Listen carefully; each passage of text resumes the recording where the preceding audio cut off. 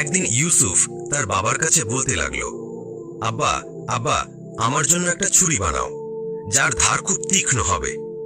আব্দুল্লাহ বলল, বেটা, ছুরি ভালো না কঠিন, এটা তো বল, তুই ছুরি দিয়ে কি করবি?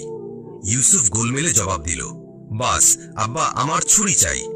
শেষ পর্যন্ত ইউসুফের খুব জেদ করায় আব্দুল্লাহ লোহার ছুরি বানিয়ে দিল। ইউসুফের হাতে যখন অস্ত্র এলো তখন সে শের হয়ে গেল। আব্দুল্লাহকে ভয় দেখাতে আর ধমকাতে লাগলো, আব্বা, এখনই রাজকুমারের মহলে যাও আর আমার জন্য রাজকুমারী ফাতিমার বিয়ের প্রস্তাব চাও। যদি না চাও তাহলে ছুরি মেরে তোর মাথা শরীর থেকে আলাদা করে দেব।